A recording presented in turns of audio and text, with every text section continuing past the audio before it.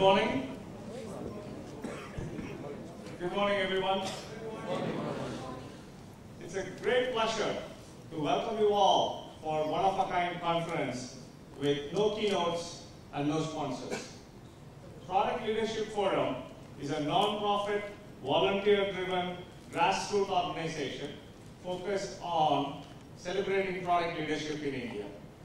Thank you to all of you and the community. We had such an awesome, unprecedented response. We closed the registrations 2 weeks ago. We have 50 plus esteemed industry practitioners as speakers. We fully expect you to have an engaging conversation in all the sessions. With that context, my name is Pinkesh Shah. I'm one of the volunteers behind Product Leaders Forum. And let me get started for the day with some announcements. So we have 3 tracks, 13 sessions, and then as I mentioned, 50 plus speakers. We have Tango 1, Tango 2, and Tango 3 where the workshop sessions are happening.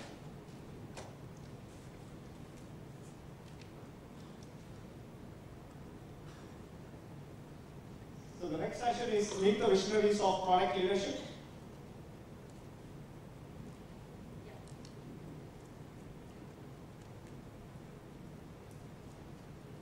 Good morning everybody once again for this amazing event. So our first session is Meet the Visionaries of Product Leadership. Probably it's first time in Indian history we will be having 5 CEOs and product leaders on stage. These people are actually behind the product leadership, promoting the ecosystem in India. So to start this session, I invite Mr. Pinkesh Shah on stage. He will be chairing the session. Pinkesh is a program manager in IPL, Institute of Product Leadership, and he's running behind his dream of creating 10,000 product leaders in India. Over to you, Pinkesh. Thank you. Is it better? Okay, so this is the beginning of the day, so I think we got to show some enthusiasm. Let's first have a big round of applause for all of us. We are getting to Whitefield ain't easy, and that too at 9 o'clock in the morning. So I think big applause to all of you. I also want to recognize a lot of folks that Google mentioned who've come all the way from outside of Bangalore, even though a lot of people might think Whitefield is outside of Bangalore. There are actually people who are outside of Bangalore truly flown in just for this. Everybody raise your hand who's from outside of Bangalore. Wow! Big applause to you. We actually have a special award for one of you, and I've been asked not to talk about it, so we'll do it at the end of the award ceremony. But let's see if we can find this person out. He's actually flown from outside of India to be here.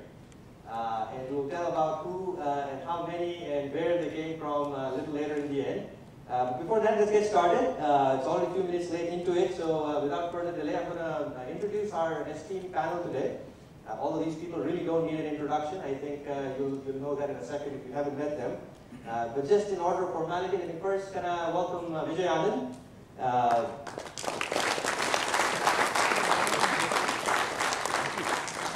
Vijay is the MD and President of Intuit, Intuit R&D Center. He has single-handedly kind of woven the growth story of Intuit India. Intuit is anyway a great global brand, but he's taken it to a whole new level under his leadership. His charismatic leadership is not unknown to many of you who've met him. Before this, he was the head of R&D at Oracle and Sun Microsystems, a veteran product leader himself. When he's not biking or playing the guitar, yes, he does play the guitar. I also learned that very recently, although I have not seen the proof for it yet. In the evening, we have a get-together where if he stays along, we actually have a guitar for him. He's also busy. He spends a lot of time in spiritual areas, yogas. I didn't know product leaders had so much time, actually. So that's actually a pleasure. Welcome, Vijay. The next person I want to call up is Alok Goel. Alok Goel, he recently, by the way, so for those who are making assumptions of what happened to his hand, no, this is not about the $50 million he just raised for Freecharge. And so, sometimes that happens when you have to carry so much money on the shoulder.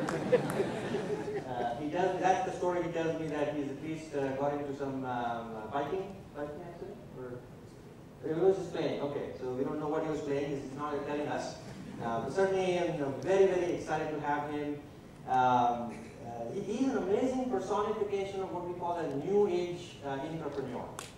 Somebody who's been starting his career as an engineering leader in HCL, going into a product management role at Google, eventually becoming the head of products, the COO, the chief product officer at Redbus, got it sold for 700 crores. Now he's the CEO of Freecharge. For those who are not following Freecharge, they just raised, what, 50 million? $18 million in the last round, right? So this is a guy who you want to hang out, despite all the achievements. Is, in my opinion, one of the most humble product leaders, at least I've come across. And I truly appreciate you spending time with us. Since we're talking about Freecharge, let me give you some free advice. If you really want to charge your career path, this is the guy you want to have as a coach in your life, right? So seek out. In fact, throughout the day, there's speaker lounge, there's outside boards.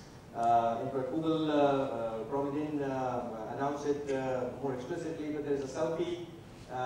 Each picture with Alok is about 3 rupees. No, sorry, 3,000 rupees.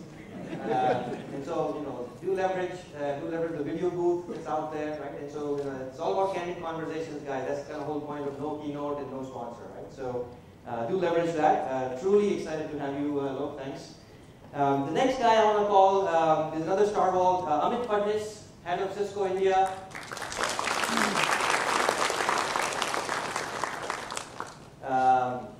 He's currently the president in engineering of Cisco India. You would not see him, for those who know him well, he's again a very, very humble, simple guy. So simple that only 11,000 people report to him.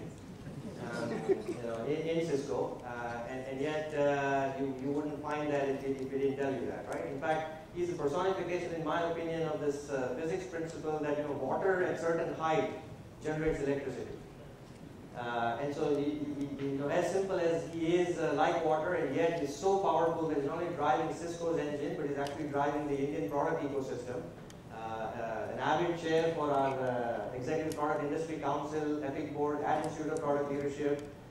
He's a man with many hats, and a guy who always is willing to give and take from the ecosystem. So truly appreciate spending time with us today, and welcome. Let's see, who do I have next on my list in no particular order. I'm just kind of confused with the sequence here. Sanjay Purohit. Sanjay, you're here? Yes, Sanjay. Welcome, Sanjay Purohit. 24 years of experience in leading innovation management, market development, strategy, business development, you name it. This guy has done it all. He's currently the champion and the CEO of Edgeworth, which is a very interesting phenomenon in itself, because it's kind of one of the very few products and platforms companies that are kind of spun off from a services company. And we thought it was an oxymoron that services guys can't do products. Here it is, we're going to hear from him how he's done it, how many others are doing it. And so truly appreciate you coming in here, and a lot of people know him as the kind of get it done guy, for those who know him. So truly appreciate you coming in. Okay, who do I have left? Of course, the most important guy left is Ram. Ram needs no introduction, guys. He's MD, Managing Director, Head of R&D, as well as manages the business unit globally from eBay India. Former VP of Product Management at Yahoo, former VP of Product Management at Microsoft. He's an amazing success story, in my opinion, also of kind of doing product leadership from India. While there are a lot of India-based companies that we're seeing in the last 5 years for sure, here's someone who's in the last 25 years has been spending time championing the cause of product leadership in India, even before this was a buzzword. Right? So this is truly amazing. He's also on our advisory board for the Institute of Product Leadership. He's always a great coach, a great mentor, I strongly recommend for those who have not met him to make sure you catch him somewhere in the speaker's lounge or in the room outside. Obviously, this is a panel for all of you to ask questions as well. So, with that, perhaps let's get started. Yeah. So, first thing that maybe I'm going to ask each panelist. So the format that we're going to follow, and by the way, this is going to be the format for pretty much all sessions throughout the day. There's going to be very few, if at all, any PowerPoints or slides, and hence this is all candid conversation, which means really you need to ask questions, you need to engage more. All questions are good questions. There is no such thing as off limits, and of course, if something is off limits, we'll let you know. But in general, there is no off limits, so feel free to open up and engage. The format that we've decided to follow when we had our discussion internally is that each one of the speakers will kind of give their view on the past, the present, and the future of product leadership, especially in India, for a few minutes. Part two of the session is really more of a fire panel where we put them under the scanner, if you will. Some questions that we've shared with them, some questions which we've not shared with them. So it'll be good to see how they all start throwing stuff at each other when they disagree. And then the last part, which is the most important part, is really open up for Q&A from all of you. Right? So that's kind of the approach. So with that, in no particular order, maybe we'll start with you, Vijay, and kind of give us your view in the context, the broad context of product leadership, the past, the present, and the future. No, thank you. Thank you, Pinkesh. It's a very entertaining start, through the session. Talking about products, I think, is always fascinating, right? And it's remarkable, and you all know why it's an exciting time to be here. To me, when I think about product leadership, I think it begins with the vision, right? What you're actually trying to do. The vision that, for example, we have at Intuit is something that I personally share as well, right? We do products not for the sake of doing product. We want to make a difference in the lives of the people that are out there. And to me, I think true success as a product leader is if you're able to make that profound difference, right? A difference that delights people in their own lives, whoever you touch, so profoundly that they don't go back to doing things the old way. So to me, product thinking and product leadership begins customer-backed. Right? Who is it that you're actually solving a big pain point for? And how do we now work backwards to see how much can we delight that person in solving that problem? So that's guided me largely in terms of how to make that impact, how to be a successful leader. Talking about the past, present, and future, it's remarkable to see what's happening out here. I've been in this space all along in my career. Product thinking used to be called, oh, that's only in the realm of a product manager. Only a product manager does this. There are strategists, there are marketers and product managers. To me, I think product thinking and product leadership is for everybody. It doesn't matter if you're the new kid in the block just coming out of college, or if it is, somebody who's seasoned. Engineering, application operations, support, infrastructure, it doesn't matter. You've got to think customer-backed. And so this applies to everybody in this ecosystem that is delivering that value, right? That solution to the pain point. So again, what I coach people, this is in colleges, right, even before they graduate, or in our companies, is how can everyone, it doesn't matter if you're an engineer or not, if you're a product manager, you've got to make sure that you're grounded in that customer. So we have this term called a follow me home, right? The whole idea being, can you put yourself in the shoes of your customer and build deep customer empathy, because that's where it begins. And then can you come back and think about what insights did you gain? And using those insights, can you iterate rapidly and innovate to produce the solutions? So if you think about these 3 steps, anyone can do this, right? It's about the mindset of that's where I begin, and not simply go solution first, but it's also about practicing this, right? Rigorously about how do I experiment my way to those insights that create that big aha and that big solution, right? To me, that's innovation.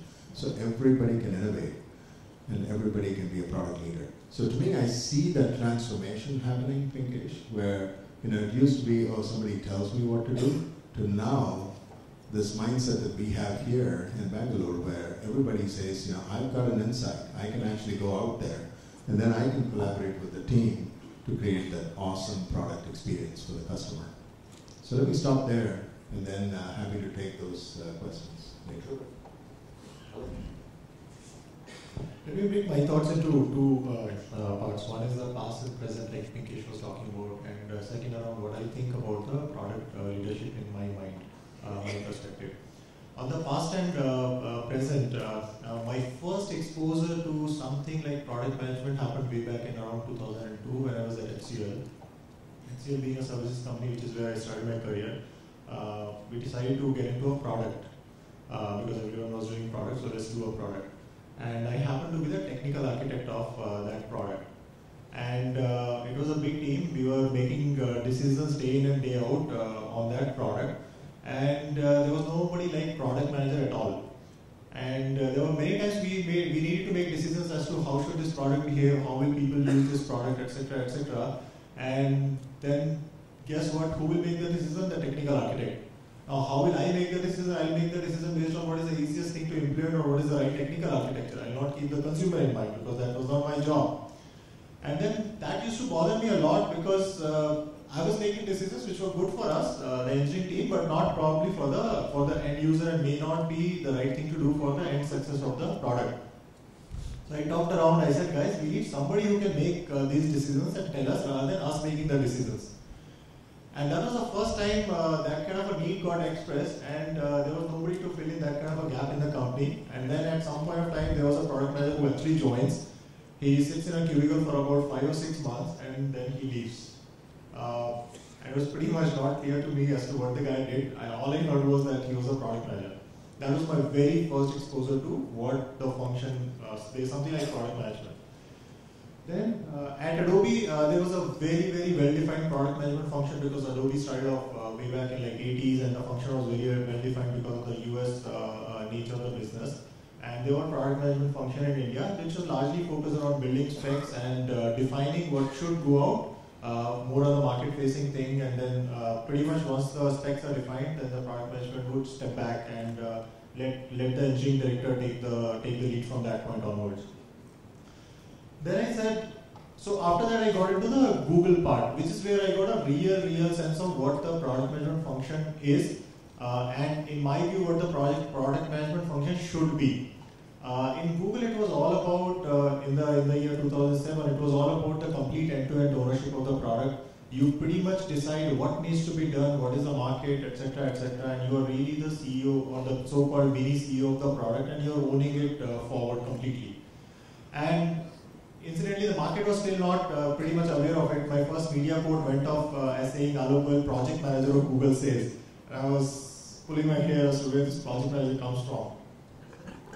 But the good thing that is happening is that in today's world, a lot of the startups in the country are actually recognizing this need of the product management function, and there is full ownership being given. For example, I was really delighted to see that Redbus kind of a company, which was still early stage startup at that time in 2012, had product management own the entire P&L of the company. It was not a business function, it was not anything. Product management was the business owner. Product management called the shots of owning the P&L number, both the top line as well as the cost numbers. In terms of the perspective on the product management, product leadership kind of a thing, I think product leadership is an approach, it's a thought process, it is an approach to solve problems. Of course, like Vijay said, customer comes first. That is sort of the mindset with which you need to start. But there is a very good framework which comes into picture for a product management function. It is like an onion peel kind of a thing. At the core thing, you have to have the thought process for the customer orientation.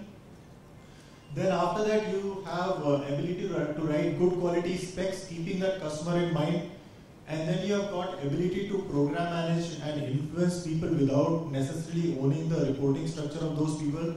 Then outside that, you have to have the ability to design the experience or the mocks or the so-called screenshots, etc. Then next layer is sort of understanding the product vision that you are setting, the strategy of the product. After that, you sort of start looking at the competitive angle, how the market is moving, etc. And pretty much at the outermost layer, you can convert this product into a company. And pretty much a startup is nothing else than a product. And to be very frank, entrepreneur is the first product manager of the company. So if a person is able to master all these onion peel layers, you pretty much become a CEO and you can pretty much open a startup and you can lead it. So the point is, all of us as the product managers or the product leaders, where are we placing ourselves in this onion peel layer? Are we just restricting onto the lower sort of the core levels, just writing specs and the design? Or we are actually grooming the skills required to come to the outermost peel as well, and hence are actually becoming true product leaders who are capable of owning any kind of challenge, any kind of problem, and hence becoming an entrepreneur as well. That is pretty much my thought on the product leadership per se. Well said, Alok. Actually, as Alok said, right, from my perspective, product leadership is all about mindset. We in India have done software services for a very long period of time, but that's the past, right? But true product leaders have a very different mindset in terms of what does it take to conceptualize, create a product that's really required in the market, that solves a very specific customer problem or a set of customer problems. More importantly, not just be able to create a product, be able to sustain the product in the field for a long duration of time, and then drive, the next generations or, whatever comes as a result of deployment of the product, right, successful product. So there are many facets to product leadership. It's not just about product management. I think people confuse, product management to product leadership. The junior-most engineer on the team can show a lot of product leadership. There are a lot of product managers who don't necessarily show product leadership, right? So I think that's, it's a little bit of a misnomer. It's not, product management doesn't necessarily mean product leadership, right? So fundamentally, it's about mindsets. Second thing is, if you want to sort of contextualize it, right? At least within Cisco, what we've been saying is there are two aspects to this that we need to be very, very careful about. One is you have the customer context. Okay. The more you know the customer, the more you know about the customer's business, and the more you know about the customer's business success factors, the more probability that you will create something that would truly solve a customer problem. Okay.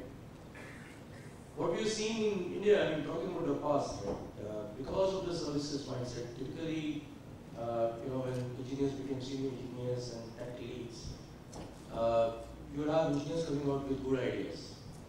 They would discuss within the team, write ideas, and they would make assumptions about this would be liked by the customer. Right? And that's actually far from true, because what engineers like is not necessarily what customers want. Right? So, that's a big gap that needs to be bridged. Customer context is very important. In fact, we're spending considerable amount of time and effort, to create opportunities for different folks in the organization, be it engineers, tech leads, managers, directors, VPs, all the way, to generate more and more customer context within the organization. Okay? So that's one aspect of it. The second aspect of it is about customer experience. Customer experience is as important because once you have the context and once you know what is it that the customer wants you to solve, how does the customer really want to experience the solution is a very important attribute. Typically, you will see a lot of products that were actually successfully conceptualized, very well done from an execution standpoint, but still don't become very successful in the field because the experience that the customer is expecting from the product or a solution is not something that the customer gets. I'll give you another example of customer experience. Right? We at Cisco, we have obviously deployed our technology massively. We created software over 25 years now, close to 30 years. Over a period of time, we have added feature and functionality to the products. What we didn't realize, when we were doing that, is that every time you add more and more features to the product, you're also adding a lot of complexity, right? And 3-4 years back, we started getting a feedback from the field, and most of our top customers, that while that's great, it's becoming more and more expensive for them to actually manage the networks, because the networks are becoming very, very complex to manage. They need, very skilled workforce to be able to operationalize the network. Right? Today in the company, if you ask me what's one of the top priorities, from a product development perspective or from a product leadership standpoint, it's all about simplification. There's a huge amount of time, money, material, that we are spending to just make sure that we simplify the technology that will get consumed by our customers. Right? I mean, there are many concepts there. A lot of development that's happening on cloud, SDN, okay, in the storage field, software-defined storage. If you really look at it, it's all about simplification, right? So that's an example of customer experience. It doesn't necessarily have to be something totally new from a product or a functionality or a technology perspective. It can be as simple as simplification. That's the customer context, and that's the experience that the customers want. So I would say that it's about product mindset. It's about customer context and making sure that every engineer, every person who's associated with the product in the company has sufficient context about what is it that is being done. It's also about finally delivering the experience that the customer is looking for from the solution. If you blend these three elements, then I think you will truly create a product leader organization across the board. And again, it's not about what function you are performing. It's not about whether you're an engineer or a manager or a product manager or a marketing person. Everyone demonstrates product leadership as long as some of these elements are taken care of. Thank you. Thank you. I don't think I want to rehash what they have said, because they've said it so articulately about the vision for product leaders. The area that I want to focus on is a little bit on expectations. So what I have seen in the last 5 years even, is a shift in expectations from various stakeholders. And what that means and what I'm referring to is, if you work for a large company, particularly a multinational, even till a few years ago, a lot of what people worked on in their India centers was really defined by somebody else. I think the customer ownership, which is well said by all three of the folks here, was really owned by somebody else. The customer context, the customer expectation, the touch point with the customer was owned by somebody else. And the teams here were expected to deliver towards a larger vision, or at least a blueprint that was delivered. Maybe there was a little bit here and there where teams were allowed to innovate a little bit on the delivery part. But at the larger piece of it, the ownership wasn't here. And that started to change. And I think there were two probably triggers that started to change. One, I think the parent organization started realizing that they are actually, while they thought they owned the customer context, the customer was changing around. The second thing was, they built very large teams around the world. It's not just India, it's China, and it's all the other parts of the world. They started realizing that the true delivery of value was not just about getting some work done by somebody sitting 10,000 miles away. The team started to shrink. The number of people required to get anything done was actually changing because of various other technology trends of cloud and mobility and all these other things. So really, I think the expectation that from a company's senior leadership started switching towards, where can I get best value? It doesn't matter to me where it comes from. It could come from my headquarters, it could come from my other remote centers. The expectation on value generation started changing within the company. And I think initially it was gradual, but it accelerated. And I think what I saw, at least my observation, not just my personal experience, but just talking to a lot of others in my peer group, was that expectation change wasn't quite, that shock into the system wasn't quite recognized, particularly by the remote centers. Where people were continuing to operate. I mean, if you're used to a certain way of operation, they continue to operate that way. And you could add in the product management function, you could add in a few other things. But the product mindset was not setting in. People were still waiting for somebody else to tell them what to do. And I think that is a big change, right? In terms of recognizing that the world around you, the expectations of individuals is changing. And so the constant dialogue that still continues sometimes to happen is, my headquarters is not giving me meaningful work. No, I think the headquarters expectation, or at least the senior management of headquarters expectation, you tell me what needs to be done. from a customer context. And I think that's not the job of any one function. It's the teams, wherever they are, absorbing, internalizing, what is that the opportunities. Where everybody else sees problems, great product teams see opportunities. What are those opportunities that are out there that need to be kind of latched onto, converted into, apply all the other, experiences that these teams have and do them, and actually come out with solutions that actually move the needle for the company in a new way. I mean, companies are not, they don't know. And I think there's a great opportunity for teams that have actually built up experiences to unlock them. And I think that to me comes from product leadership, that mindset shift. I think there's a second expectation, and this is where I think the middle level of management really gets caught, that I'm seeing. Kids coming out of college today, and I think Vijay referred to coaching kids even before they graduate from college. They are coming in from a very different space in the last few years. Their comparative for the companies is, hey, I have a choice to go work for a really strong startup, or I have an opportunity to work for one of these big brands. What am I getting in return? And when they come in, and even let's assume they take the plunge of joining one of our companies, one of the grey-haired companies out there. When they come in, they are pushing their management, their first level managers, really hard, saying, hey, why you're telling me something? I'm hearing something from my management. You guys are telling me something else in terms of how I'm expected to work. There's some incongruence here. I get mails directly from some of our young people who have joined the company in the last year. I got one 3 days ago. He sends me, one of our engineers, he just graduated from college last year and joined us. He sends me a long email on what is our innovation strategy as a company. He starts quoting from Mark Andreessen, saying Mark Andreessen says, innovation in a company changes every 5 years and the company needs to have a pipeline of products. What are we doing? And guess what? I mean, he's like, I'm about 5 levels above him. He doesn't have any fear, or he or she, it doesn't matter. And actually, I love that personally, because you're starting to hear the expectation changes that's coming from people who are graduating out of college, who are in their early 20s. Their expectations are very different. They want to work in product companies. They want to really innovate. They really want to understand customer context. And we believe that we know more than they do. Actually, we don't. So what that means to us is we all have to shift and start thinking much more about what are those opportunities out there? How do we put those together?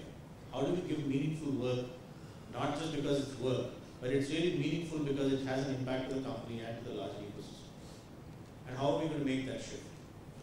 And I think to me, the fundamental change of expectations needs to be recognized. I congratulate a lot of the folks here. I know IPL, Pinkesh and I have been in touch for the last 4 or 5 years and having deep dialogues on this topic. And those who have, kind of taken that journey, not just with IPL, but other sources, who are really interested in saying, how do I make the shift? Because I think that is, if you don't recognize that, and if you're not acting on it, there is a problem. And nobody else is going to tell you what to do. If you don't understand your customer, that's your problem. The company can't help you. So I think it's very, very important to internalize and truly sit back and say, what am I going to do about it? How am I going to make myself valuable to not just the company and the organization, but to my customers materially? And the new customers may not be the ones who service today. And that's where the real opportunity lies. So whether you're working in an industry which is slow moving or fast moving, I think that's what needs to be done. And gone are the days where very, very large teams are built out to deliver really big products.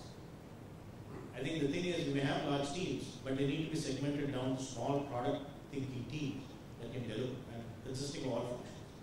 So I think that change in expectation, internalizing that, putting a plan together around it is super important to move forward, because I think gone are the old days. So firstly, Pinkesh and all the people in this room, thank you so much for inviting me. It's a privilege to be here. I don't know how many of you have read Siddhartha by Hermann Hesse. At the end of that book, he goes on to say that knowledge can be imparted, but you have to find your own wisdom. And so I intend to just share what has been my learning over the last 4 years in trying to carve out a product organization from a services organization. Way back in 2011, the entire experience of, I used to head strategy for Infosys in those days. I was there for 10 years. I was the head of strategy of Infosys for 10 years. I went out on the yatra of sorts to talk to customers about what they think about the future. Airlines made a lot of money. I got a lot of miles. I remember in a period of a year and a half, I clocked 1 million miles, which must have been bizarre traveling. Met more than 100 companies worldwide, all industries, talking about where do they see the future. And some interesting facets emerging from that was that the future is neither about products nor it is about service. It is more about the ability of any organization to consume technology at will.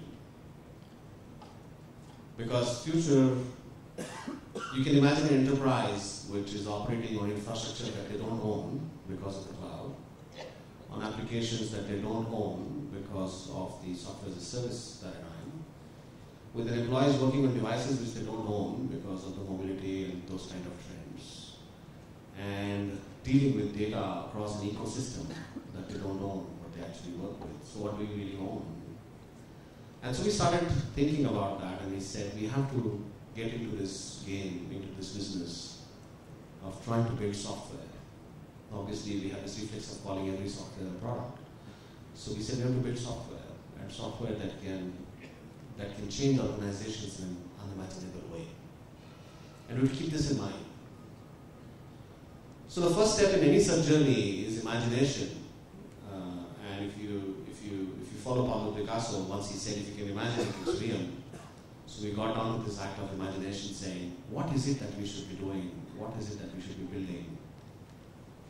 And obviously, we went into a flare mode. First and foremost, we embraced co-creation, because we said, let's co-create with clients rather than imagine things all by ourselves. Some of the best Fortune 500 companies I worked with to understand how to think about the future and what are the areas where we can co-create. So embracing co-creation was very important for us. The second important facet of that was to flare and try different things. So we created a business within the mothership of Infosys, which is humongous and moving at a breakneck speed. And within that, we got sort of shelled and created an organization, literally evolved it from the rest of the company to be able to try out these things. Tried about 25 different product ideas. Some succeeded, some failed. And we were very clear that products fail, people don't. And so the people who were working on failed products worked on further products, and they made even better efforts, and they did even better and better and better.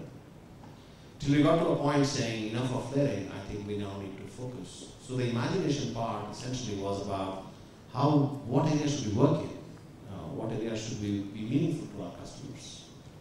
And we chose 6 areas. Today I run 6 product lines in network, essentially focused in digital marketing, digital commerce, customer service, focused on procurement, credit finance, and distribution. We serve customers across literally all countries. Unfortunately, I don't have many customers in India. My customers are mostly Fortune 500 to Global 1000 companies. We operate in more than 81 countries with them on cloud-based platforms. That's what we do.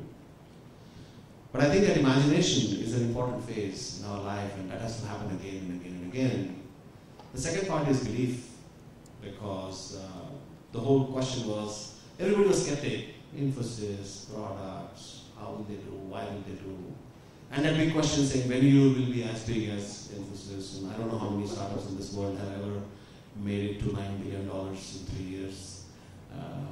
And so leaving statistics and data aside, we said we have to believe in ourselves while the skeptics will have questions, the analysts will not believe us, the media will ask questions, and etc., etc. And keeping that fire going, saying everybody has questions, but only we have the answers.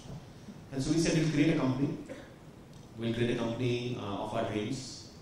So Edgewove as a company was created literally ground up, scratch up. We chose the carpets, we chose the color of the walls in the building, every individual we will hire, what kind of capabilities, who will be product managers, who will be product architects, who will be the product engineers, how will these product lines run. Each product line is constructed as a P&L, to your point that the product manager actually is the P&L owner, because each product line runs headed by the product management team, who actually is the P&L owner of the 6 of these products. what kind of people we want to work with, what kind of culture we want in the company. And we believe that we can actually create it. It took us about 9 months to carve this company out and create it. The third and the last point I want to stress upon is our journey of learning, because in this process we learned around 3 major themes. The first major theme of user experience. What does it mean to understand the customers? What is empathy? We embrace design thinking in a big way. Every employee of my company is trained in design thinking, 100%. We've got everyone trained. Everyone should know what this is and how to embrace it and how to practice it. We also embraced different paradigms of how do you understand your customers better, how do you use technology to understand your customers better, and how do you use interaction to understand your customers better across all the 6 areas. The second important theme was time to value. Gone are the days when I will buy a software and then I will implement it for 12 months and 18 months and then hopefully get my return on that huge enterprise. Because I work in the enterprise space, I'm not B2C, I'm B2B. I work with large global enterprises who run 12, 18-month product implementation programs. So we said our time to value, TTV we call it, has to be in a matter of days. Time to first value has to be in a matter of hours. So we actually invested a lot into how do you implement products, what kind of technologies do you use, how do you integrate them better, how do you use some of the latest paradigms and how do you bring these products to life in a very, very quick manner. We learned that with a lot of experience. Of course, we burnt our fingers in many places, but that's all right. And the third important theme was around engineering excellence, because engineering in the context of the future is happening in a very different way. Gone are the days when you would do a classical waterfall, SDLC kind of a thing. So how do you embrace DevOps? How do you get some of the latest trends and how do you do engineering for the cloud? And those kind of things. We have to learn them because obviously I'm picking up engineers in Bangalore and in Pune of the same pretty much ecosystem. It's not that everybody knows about this, so there's an enormous amount of learning. I remember we changed our complete analytics stack in a matter of 3 days. Right from understanding what are these new components and why they have come and how they need to go in. We wanted to put all of our products on a live demo site on Amazon AWS, and we imagined it and we put it live out there in a matter of, again, 3 days. So we've been really focused on saying engineering for the future, it's way beyond agility and way beyond agile. Agile probably is a key different of what we need to do for the future. So we learned a lot around these dimensions of user experience, time to value, and engineering agility. And of course, we're on a journey, and we're at a very interesting stage poised where now our products have started to scale in a very big way. The pipeline is very healthy, the kind of business flowing in is very good, we literally are doubling every quarter. So it's exciting. We're still a new kid on the block because, we're very small and that's all right. But that's been the journey of creating this.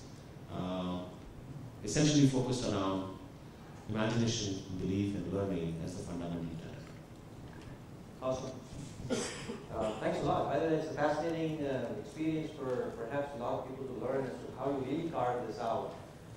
No offense to all the product guys, but sometimes that culture kind of gets confused from your MNC. But in this scenario, you actually have to kind of build something from ground up, and probably the odds are against you to start, right? So maybe in reverse order, start with you. And here are some observations we've seen on behalf of the community and the audience. Some tangible, hard questions that have been asked, and perhaps you guys can give a simple, elegant, and yet effective mantra for us to kind of take away, right? So we have this notion of, I manage people, I manage processes, I work for a product company, and hence I'm a product leader, right? And you can argue that yes, you work for a product company, but you're really managing people, managing processes. Some of you said, Vijay said you have to go beyond an engineer. Amit said you have to go beyond a product manager. So I guess the question for the panel is, beyond this engineer, beyond this product manager, what is product leader to you? Right? If we can get as discrete definition as you can in a short, 20 seconds. How do you define even a product leader for the purpose of all of us making sure that we are starting our day on the right page, or at least a page, if not the right page? So start with you. So here is a very simple mantra we have been helping our teams learn and figure.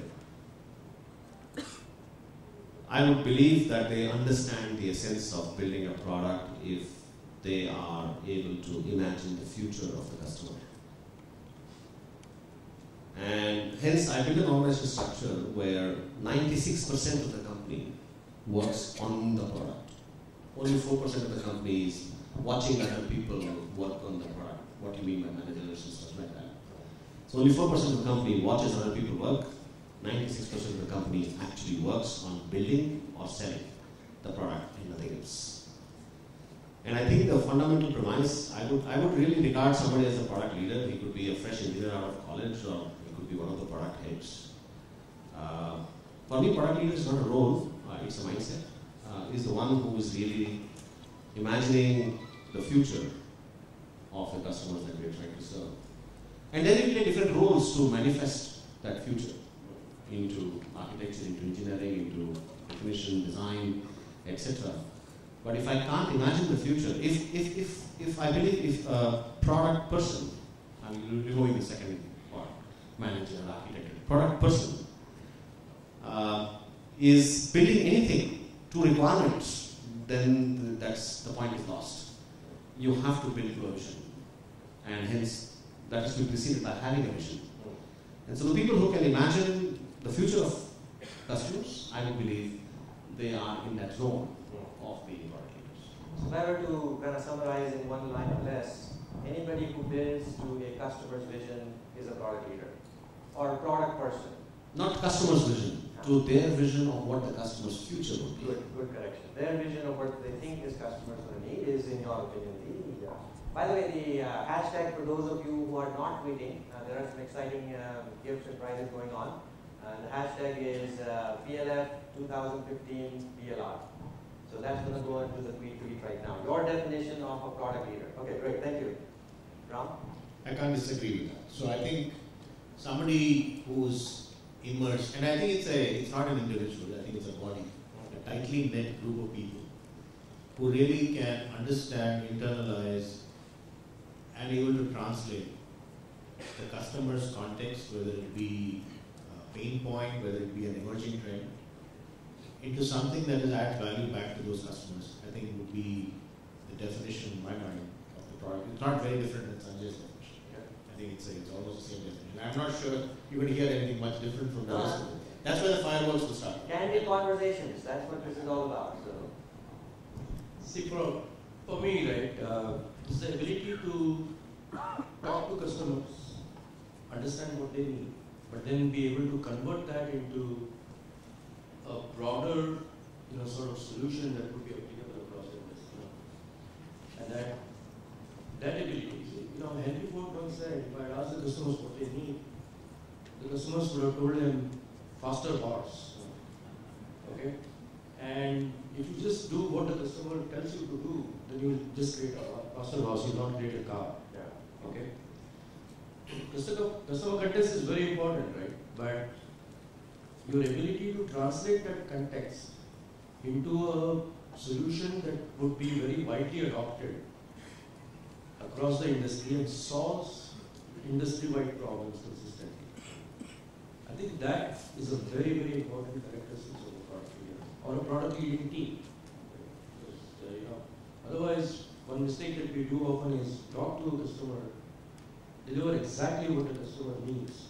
You haven't really created a product that's going to be sold across the industry. Yeah. So get the vision, but get the execution side beyond the vision is what you're adding to it. Yeah. I know it gets harder as you go through. Absolutely. Absolutely. You can't just say +1 like Ram said. That's fine. That's 100. So I would say 50, 60 years back, when sort of look at any of the assembly lines for a car manufacturing or these kind of things, you will find people who are super duper specialized in their own job. A guy who is fixing car will know how to exactly fix 4 screws so that the car is fixed and the guy moves on. His only job is to figure out how to fix the next screw in 1 second less than the previous car. So his only job is to figure out how do I reduce time to do my current job, and that is pretty much it. He doesn't need to know what is the weight of the customer, typical weight of the customer who is going to be sitting on that car seat, or in what environmental conditions, whether the car seat will get dirty or not. He doesn't need to be bothered about any of those kind of things. And that kind of mindset worked in that era, but in today's world, If an engineer is coding something, if an architect is designing something, if a product manager is designing something, it will be stupid and insane to forget the context of the user, like Ram was talking about, and not keep provisions, not think about the consumer, how exactly the product is going to be used. Your job is not to reduce a second of something or improve the efficiency of a process. Your job is to make a user's life better, and you can't do your job well unless you understand how the user's life is going to be. And that to me is the product leadership. It can come from any other functions at any other level, function, seniority, level, authority, doesn't matter in this context.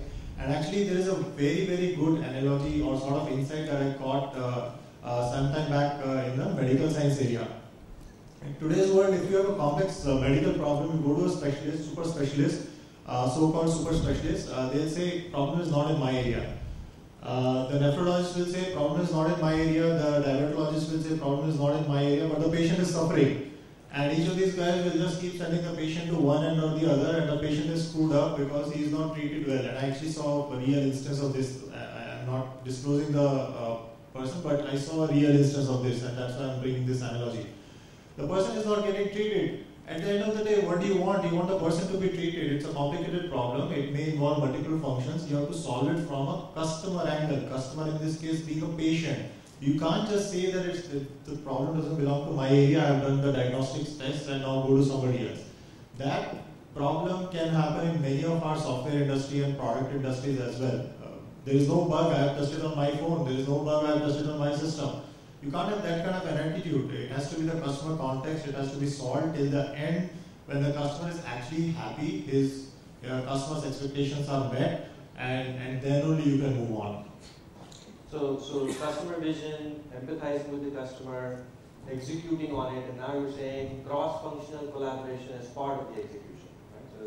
So if somebody's not the only person to solve, it's your job as a product leader to kind of figure out who can help and ultimately solve this kind of issue. Okay. So let me take a shot in 20 seconds, right? And obviously it's hard to counter these, but in my mind, you asked about what is a product leader, right? What makes a really good product leader? Let me take a shot at this, right? There are two things in my mind that makes an awesome product leader. One is the what, right? I view it as a what and a how. You talked about vision, you talked about customer context. There's a lot of what does a great product leader do. But I also feel it's important to think about the hows, right? What are the behaviors that make a great product leader? It's not the title that makes you a product leader. It's what you do and how you do it.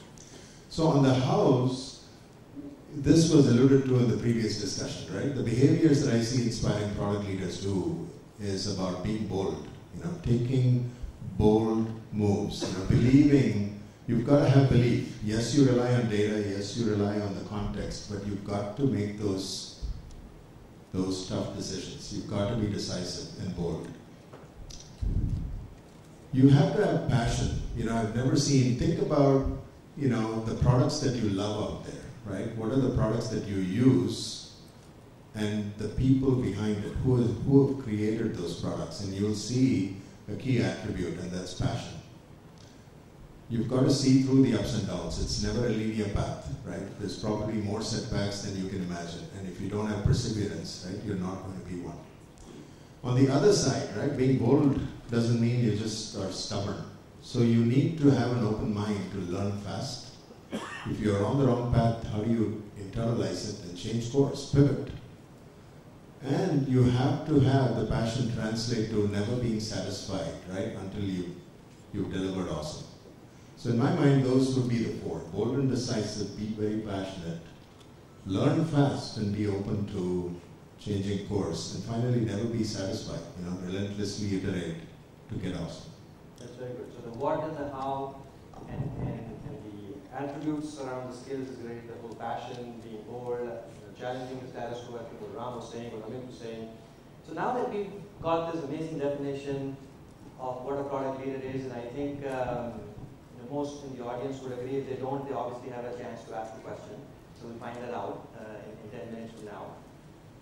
Based on that definition, do you believe, and maybe the question first goes to all the MNC guys, and maybe we'll come to you Alok a little later. I know you also like to call yourself an MNC. Because India is a big country. But coming back to the three of you first, and maybe Sanjay can chime in as well, is how many people would qualify with this definition of product leader in your own organization? A little loaded question. I'm saying a little far. So in my mind, I know Sanjay said 96%. I feel like everybody should be one. Right? Either you're directly delivering a product or you're enabling it. But as I said earlier, right, you've got to think through how am I enabling someone else in order to deliver that awesome directly to the customer. So I would like and hope and wish that everybody in my organization has that mindset. And in fact, I think it's our job as leaders to be able to create that environment, to be role modeling those attributes every day, and then coach people, right? And being able to, how to live this really well. So in my mind, I think it's everyone. Okay. Everybody should be, but we're on tapes, you're not giving a number. That's why we have performance management systems in place. Very good. How many from Intuit get in the room? Lalit, only one. So we really can speak your mind, right? Here, no, I think she's coming in later to correct me, right? And keep me honest as well. But in my mind, I think, to go back to the expectations that Ram was talking about, this is a journey, right? We have an incredible opportunity in India because we started out, like you said, largely saying, what should we do, right? Tell us what to do and we'll do an awesome job. I hear Vishal Sikka, for example, saying that we've got to shift away from that. It's about, we need to know what we need to do, right? We need to figure this out and we need to drive it and put that on the table, right? So this is a journey, but we have an incredible opportunity. We have the world's best MNCs here that are the crucibles for creating this. And that's actually feeding people like Alok who go off and create those awesome world-beating companies right here. So this ecosystem of startups, multinationals, and Indian firms, right? We have, I think, a unique opportunity to do something that no one else has been able to do. Very well said. I'll take a crack at the number, right? And be a little controversial. So look, let's be candid, okay? If you had that many product leaders in the country, you would have had so many multi-billion dollars companies created by now. That's not the reality, frankly. Okay? My take is that not more than 15% of the total sort of development population in India today is really thinking product leadership. Okay? I know it's a hard answer, but that's the reality. Okay? As Vijay said, it's a journey. I think we have made tremendous amount of progress over the last 5 years. I would say more than before. But we still need to do more in the area of product leadership. Sure. And this I see in the room is a proof point of that. And if we are way beyond the line, absolutely, we should be talking about something else, not about product leadership. Absolutely. So to me, it's a journey. We started 4-5 years back. There's a tremendous opportunity. Okay. There's a tremendous amount of talent, but that talent needs to be blended into product leadership. Right. And I don't think today industry-wide the number is more than 15% of the population. Okay, very good. That's great, friend. Yeah, I agree with Vijay, it's a journey. The question is, again, the what and the how, right? The what is, we all know we need to make the shift. The question is, how do we go about doing it? I think everybody's trying their own methodologies. A couple of things that I have been hearing over the last few months, which I think makes sense, is how do we expose, particularly the larger companies, to actually the startup mindset. And different companies are following different routes. You see a lot of accelerators coming up in different large companies now. I think that's one model. The other one is, a lot of people are giving their personal time to incubate not just startups. I think there are different models of actually getting involved in social enterprises because it gives a different view of the customer, a different segment of customers, and how do you actually solve problems, which I've heard people are getting some success doing that. So I think all of us are also experimenting to figure out how do we get people to, one, realize that there is a problem. Two, how do we help them kind of get exposure to understanding some of these, whether it be internal aspects or whether it's innovation clubs, if you may, trying to work on problems which are not your day job, exposing them to those kinds of opportunities. Not all of them will work out, but some of them will actually, that's a learning process, not so much the outcome that you want to drive. And the third area is, of course, startups. I mean, I'm particularly blown away. I spend about, some portion of my personal time just meeting with startups, just to understand. I mean, when I'm talking about startups, I'm talking about some of them are very, very early stage. Some of them have launched, at least some solution in the market. My big takeaway is I see a tremendous difference between, between a young person who's doing, and young is a wide range of age, by the way. So I'm not pigeonholing anybody in any age group, but in the mindset. And by young mindset, what I mean by that is, willing to open up their minds, willing to all the characteristics that Vijay talked about, courage, making decisions, understanding customers, empathize, really truly think through what needs to be done. I've been really blown away. I mean, that's one of the things that I'm exposing my leaders to is a comparative. When a young person comes in and actually gives in a 3-minute pitch, extremely succinct about what is the problem they're solving, what have they learned in that journey, and how are they going to proceed from there. I think it's a lot to be learned when you sit through large product reviews in large companies and people can't explain to you in 50 slides what they're trying to do. So I think, it's the how of how do we help people through that journey is as important as recognizing the fact that something needs to be done. Appreciate that. In fact, one of the panels we have later today, and I think you're probably reserving some of your thoughts for that because you're speaking on it, is this whole notion of product management in large companies versus startups. And this whole notion of gray hair or no hair is the only way to get promoted. I qualify for both. Right? So how do you kind of demystify this, right? In fact, there's another panel we have on art of start at 30. So, what's the right age to start in the entrepreneurial world, and those who've done it post 30, what are the good and bad sides of kind of doing that? So, I truly appreciate you passing that on. Yeah, I don't know if I want to go down that path. No, you're not. But you're on the MNC versus. No. I don't mean that. I'm just saying is like I don't personally. I mean, sorry. Since you said fireworks in the panel, no, please do. I don't know if age is a barrier. I think mindset is a barrier. You could be 21 and a closed mindset. You could be 55 and have an extremely entrepreneurial mindset. It has less to do with age. In my mind. Sure, it's just a proxy perhaps. I'm going to change the question slightly on you, right? Because I think we've got some views, but I'm picking up on age doesn't matter. It's the theme that I'm getting from Ram, and here you're going to have a bit of a debate. There's one thing that does matter is what we've seen from the audience. Is this whole notion using the dialogue from Sholay, kitne aadmi hai?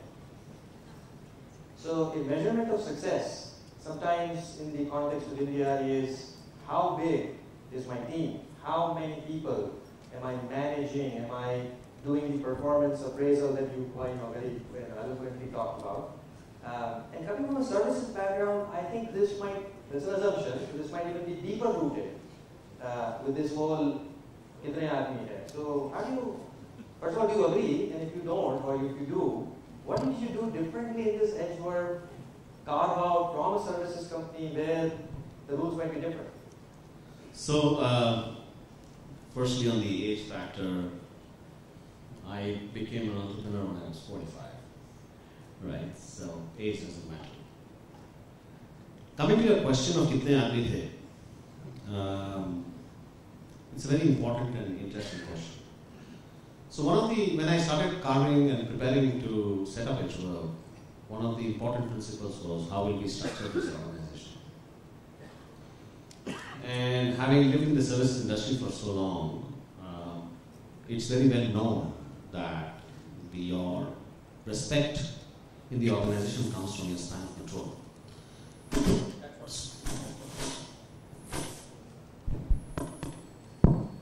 Hello? Yeah. That is what sponsored this Kitne Aadmi The thing. So we created career streams where an individual could become a distinguished scientist and live their entire life developing the product rather than attempting to become a manager and take control of more people. And we created a very different career architecture. And in a matter of few weeks, we were able to actually flip the entire team into becoming very, very small teams. And very small teams, very deep engineers. You will not believe it, when we formed it, we reassessed every employee to get into this organization while you're in the same organization. Because when you are focusing on this sharp, rapidly moving, small teams building products, then you have to ensure that every individual has a very specific and a deep role to play. We dismantled the performance appraisal system because metrics drives people's behavior. And when your metrics is saying your span of control is so much, so you are X, and your span is so much, and that's the way the industry is geared. We said first we have to take it out and then create what we need to create. We dismantled all the underlying policies and principles that existed in the services organization, which were running the way that engine was running. And we said we will start with 0 policies and we'll write our own policies. Some of the policies, people came back and said, no, this is legally required to write such a policy. Of course, then we had to write. Some were ghosts of our history. And for example, dress code was a ghost of our history. So they said, no, we have to have a dress code policy. I said, okay, we'll write one. So I said, I will write the dress code policy. They said, all right. They were very delighted that he's going to sit and write a policy. So I wrote a dress code policy which said, our dress code policy is that we don't have a dress code policy. And we actually published it. So coming back on a serious note, I'm a very strong believer that kitne aadmi the is not the paradigm in this business. Kaun se aadmi the is the paradigm in this business. That's the new dialogue. That's the new dialogue. Ki wo kaun the? Very good. For those who are not tweeting, this is some legal stuff happening here. So hashtag is PLF2015 BLR. So picking up, and I think we're almost running out of time, so I'll put 2 more quick questions I've heard from the community and really give the community to kind of ask questions. So kaun sa aadmi hai is great. What do I get more? I'm one of the product leaders sitting in this room, and many others who are not in this room. I want to be rehired in this new company of yours. I want to take a product leadership role in Intuit, eBay, in Freecharge, and Cisco. What do I get more? Am I paid more? Am I getting a better title? By the way, the product leader title is not always there on the business cards. So what do I get? And it's all great that I'm hearing all these amazing things that we should be doing, customer context, vision, cross collaboration, functional distribution. What more do I get as an individual if I really become a product leader? From your perspective and what you've seen in your companies, kind of do special for them. Anyone can go. So you want to go? Okay.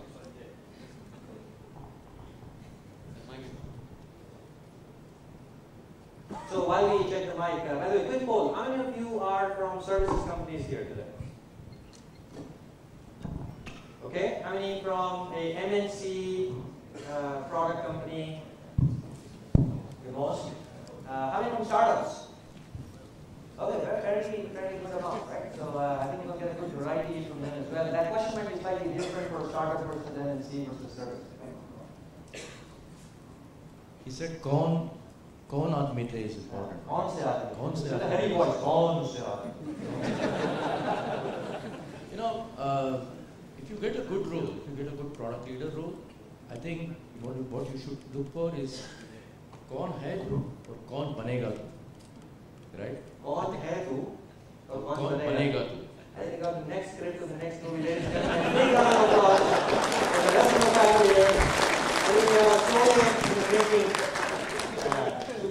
Because I think this is all about exposure, right? I mean, it's about your ability to gain something from the environment, learn something, to create skills for yourself, And aspire to get there. to get good there. And I think the environments that you work in is very, very important, and the exposure that you get is very important. So if you get a good product leader role, I think more than the fact that it will benefit the company definitely if you do the role better. It sort of grows you as a person and a personality. tremendously. So yes or no, will Cisco pay more or not? Will Cisco Pay more or not? Cisco pays more anyway. Okay, Alok. If you're a good product leader and you join Freecharge, you will get amazing amount of freedom and complete independence to do anything that you want. And that is what we promise to all the people who are joining us. Irrespective of the level at which you join, whether you are at the entry level, you are at the middle level, you are at the senior level, you can potentially do the job of the senior most level even if you are at the entry level. And there is a concrete example happening within the company. A particular area of product was being handled by a very senior guy at the AVP level, and then we got a guy who's at the APM level, and he's right now doing that work because he's passionate, he's working like his ass off, and he's able to pull it off. Levels, titles don't matter. You'll get complete freedom and independence. And Freecharge is hiring. And we are hiring. So we did lie to you, there's no sponsors, but he did pay a whopping 5 rupees to us to make this plug for Freecharge. Right? So if you are looking, reach out. Well, to me, I think you've got to give people empowerment anyway. You've got to enable everybody because you don't know who's going to be an awesome one and who may not, right? But you've got to enable this. But what do you get? Beyond all the other things, beyond the money at Cisco and beyond the titles at Freecharge, right? I think what you will actually get is you're making a difference in people's lives. It's all about true personal satisfaction. All of us are here not just for those things, right? We're here to see, am I making a difference? Am I making a difference and I'm able to see that difference? And to me, I think you'll get that. You wouldn't get this situation in your careers where you wonder, what am I doing? Am I making an impact? Those that are actually exhibiting these behaviors will actually be the most happy people, I believe. You get happiness. So on that note, if you need money, go to Cisco. If you are looking for the freedom and the title and the role, go to Freecharge. If you're looking for making an impact, go to Intuit. If you're looking for all of the above, go to eBay and... So on that note, we'll open it up for the audience to ask questions. A big round of applause for the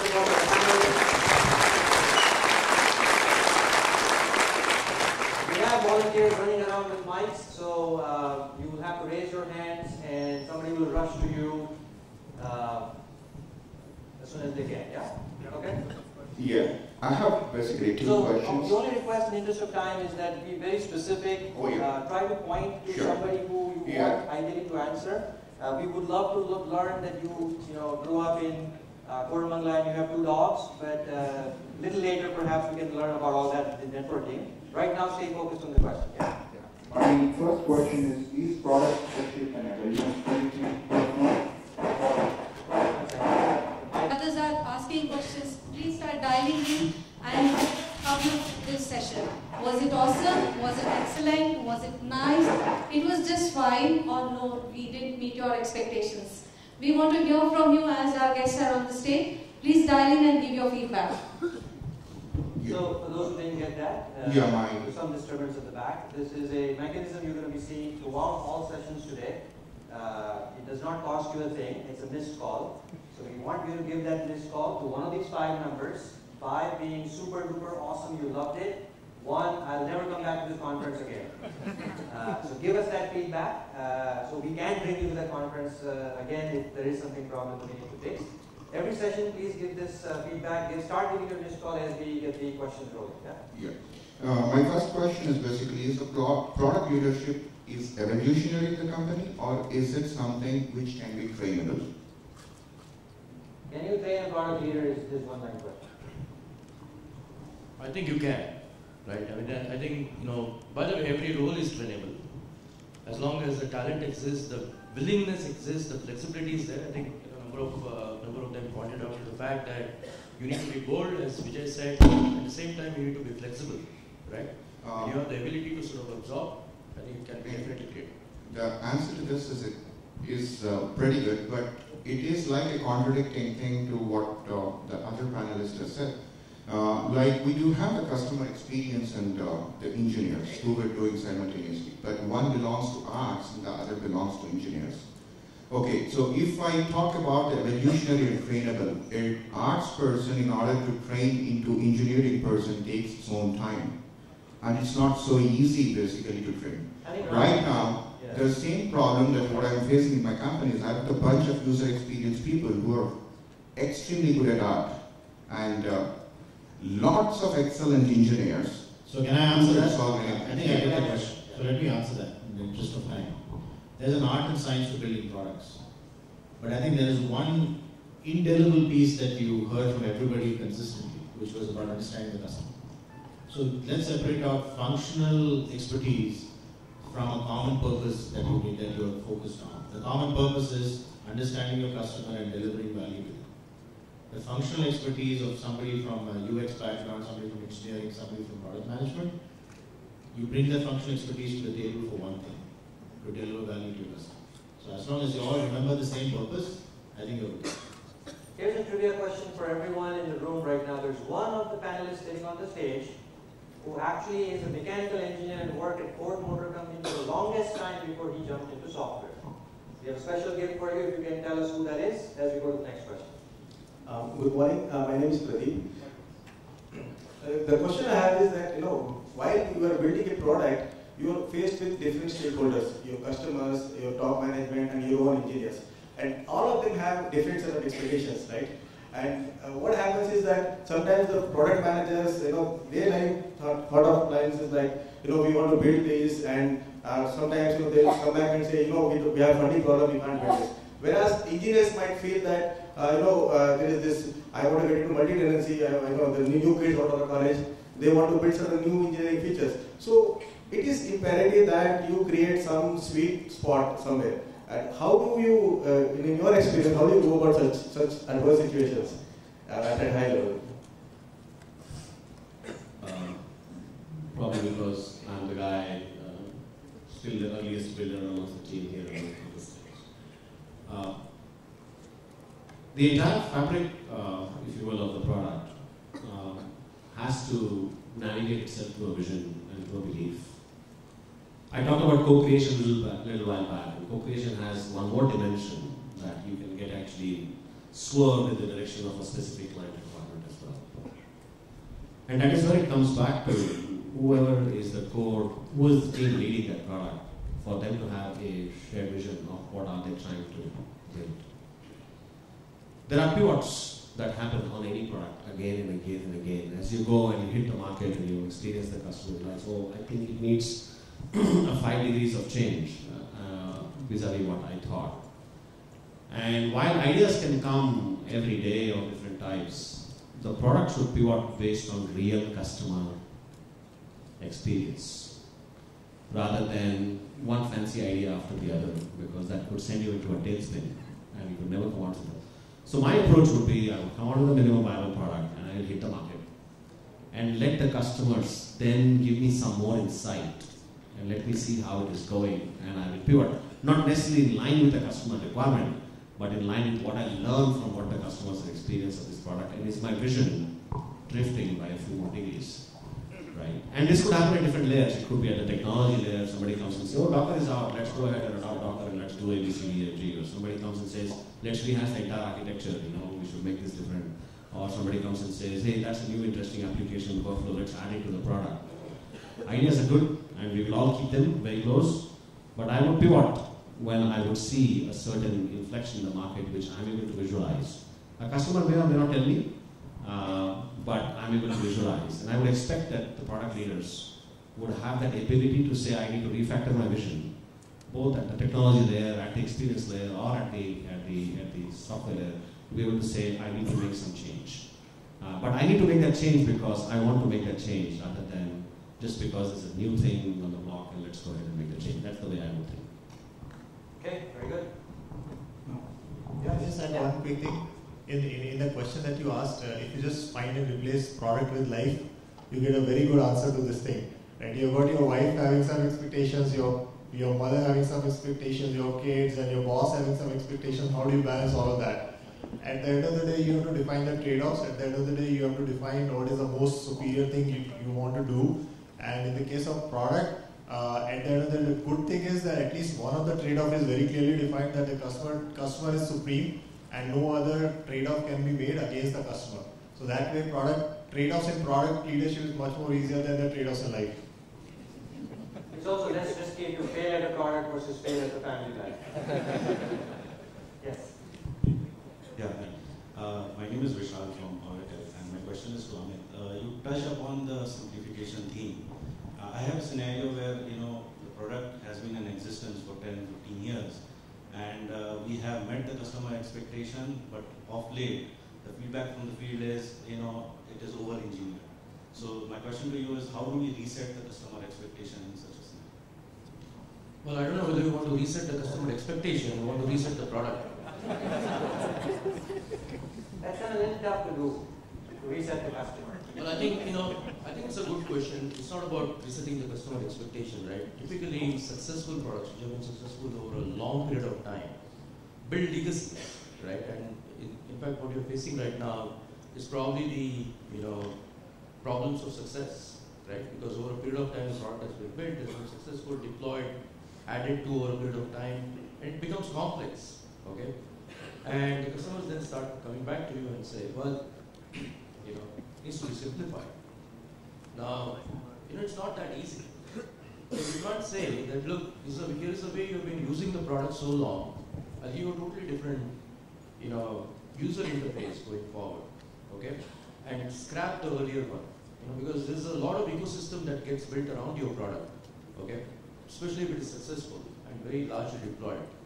So I think the trick is to be able to sort of migrate the customers to an easier or simplified user experience without really affecting those who are continuing to use the product the way it has been used. I think there is a lot of difference between creating new products and enhancing products that have been in the field and very, very successful, right? And how do you migrate customers from one scenario to another without really dropping ball on business, right? Because there are lots of disaster stories in the industry where perfectly successful products, the next generation, you fail to capture the market, right? In fact, customers drop off, between the two product transitions because you didn't do a very good job of managing the customer expectation. So it's not about resetting customer. If I may just add a quick perspective, one of the mantras, since I saw a lot of mantras around on people's bags and shirts, and I think this is a mantra place, right? So, it is. One of the mantras we've been thinking about a lot at Edgewell is adoption. And we're also tending more and more towards being SaaS-based platforms. Adoption is a big deal for us. You may have a feature, nobody wants to use it, right? It's not that I bought the package and I use half and I don't. I may not even use what you have created on the platform. So adoption is a big thing in our mind, and adoption of the product and adoption of the features of the product. And we believe adoption is equal to utility to the power of user experience as the basic construct of mind. And now we have to use multiple techniques to understand what's the utility of what we are building. Why is it useful to our customers? Why should they do this? And not because I think they should do this, but I need to now get down to understand what features they use, what they don't use, why they don't use. Existing users who may be migrating, then it's a different problem. I just wanted to add that. We are just about out of time. Yes, one last question. And yes, because of the persistent nature of your question, we will take that question. We're almost done. Do hang out. Speaking about the mantras, and I love the mantra, utility to the power of experience.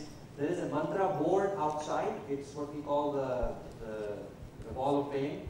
And so we would like for you to go sign that as well. This will be a historical piece that will actually be remembered for years to come, hopefully. We would like to hear your mantra as well. Do go outside and make sure you write something on the Wall of Fame. With that last question, a quick reminder, the missed call. If you love this speech, if you like the session, number 5, that's the number you have to give the missed call, and so on and so forth. If you feel something was not right, choose the appropriate number. We do need your feedback. Most feedback giver will also have a prize at the end. And there's some exciting stuff happening at the end when we do the award ceremonies, right? So you please get in this habit of giving missed calls. Last question, sir. Okay, so going back to the discussion on whether people can be trained to be product leaders, and the earlier conversation around product leadership or driving something is a mindset, right? What I find a lot of struggle with, and I'd like your thoughts on it, is I mean, you can't, can you really train people? Maybe, but is it worth it?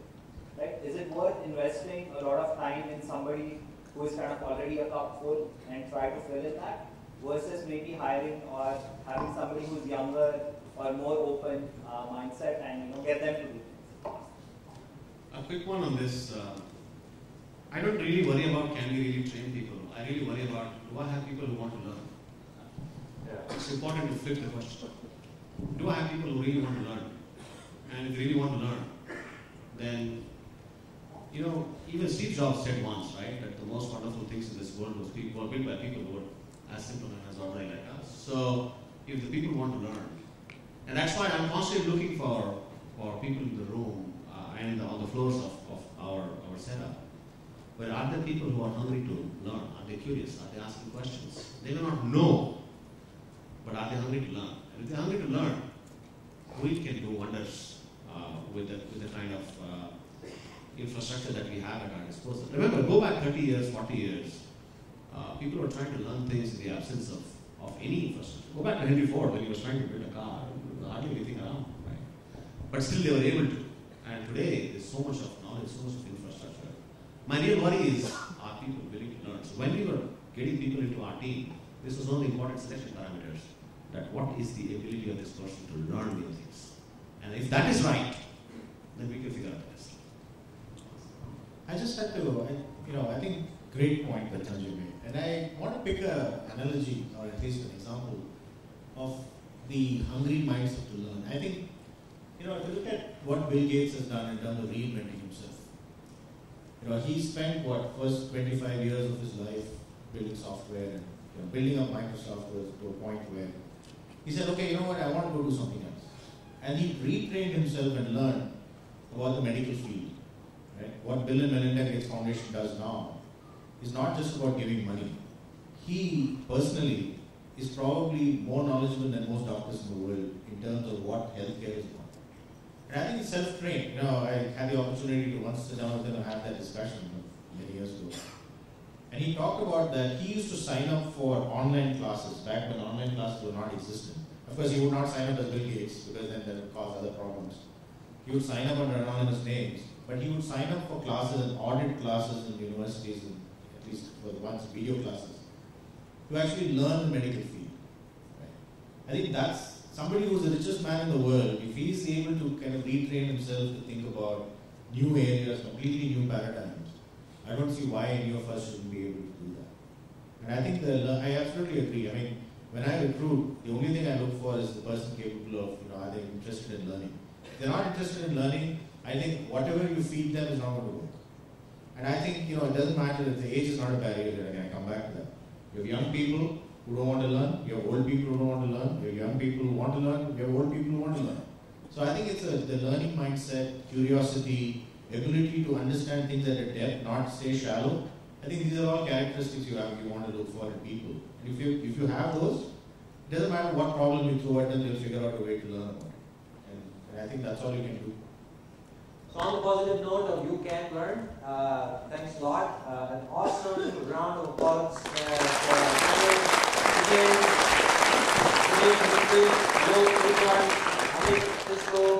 Ram, eBay, and of course Sanjay, utility to the power experience. And then network. With that, we're almost done. So thank you, Pinkesh, and thank you, panelists. I think it was really amazing, great insights, and candid questions and honest answers. That's what I liked about it. And I know that most of you have questions which you did not get a chance to ask. I have a couple of them too, but there will be and we will actually, get a chance to meet them outside. We are really out of time. Pinkesh, with that, I want to ask you, have you picked up the best question from the lot? So we would like to give a surprise gift. Can we ask the guys, you guys have a preference of which one was the best question of the day? I know there's more questions outside that you're going to get, but at least what you're going to get inside. Anybody has a... Alok, you haven't spoken for a while, almost like 30 seconds now, so can you... Which guy? Can you identify yourself? Yeah. Come on up. What's your name?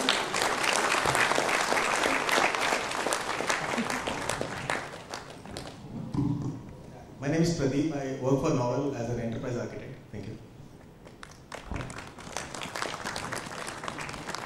So do we have the answer for the quiz which Pinkesh asked? Anyone has an answer?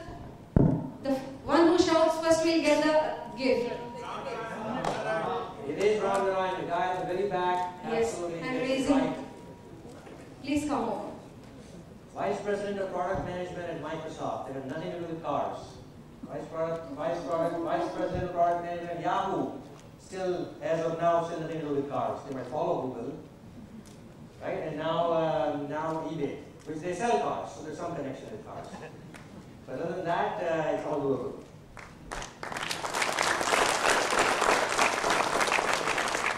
Thank you. With that, I would like to invite Mr. Sundar Varadaraj. Sundar Varadaraj, who had headed Dell Innovation and Technology Center, Tyco Development Center, and I think he practiced Make in India much before. He is the one who has experience designing turbines, ships, embedded systems, mobile applications, I don't know what all things. Sundar, can you please come and hand over our token of appreciation for our panelists as well as for Pinkesh, the session chair? The easiest job. Yes, sure. Please come on stage.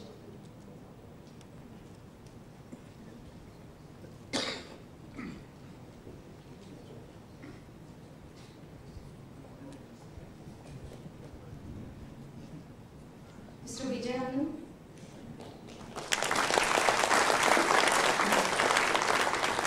Hello.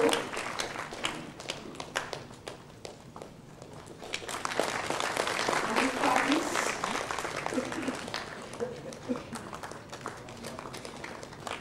Narayan. Mr. Sanjay Purohit. And Professor Pinkesh Shah.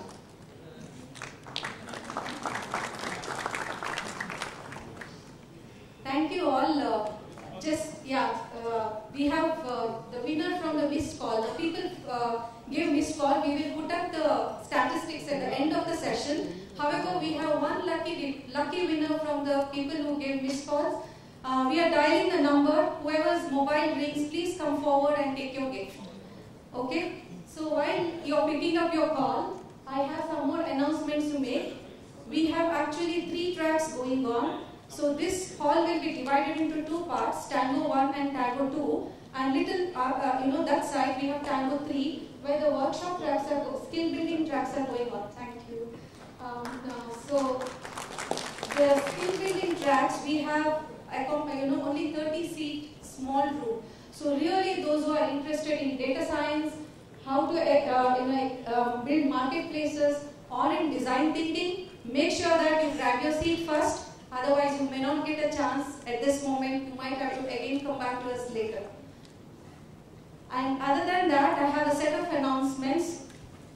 So one is a missed call. This is a format we're following for every session. So every session there is one lucky winner, and at the end of the session, based on your missed calls, we will award one of the session manager who ran that session, and give a gift for the session manager.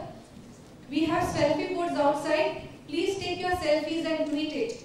Not tweeting is not cool, guys. So you have to tweet us. Our tweet board should flood with your messages. And the best tweet and the most tweets will get a special award. And there is a pledge board. Please write your messages and take a picture and tweet it. The best message in the pledge board, we have another gift. And your sessions have to be interactive, so please prepare with tough questions, good questions, ask the panelists, and make the session interactive and successful. Apart from that, your lunch coupons all are there with your the thing. Keep it safe, and there is a lucky there is a number with the lunch coupon. So a person who gets picked up as a lucky gift winner will get a gift as well. So there are lots of gifts. So be with us till the last session. And I wish you a very enlightening day forward. Thank you.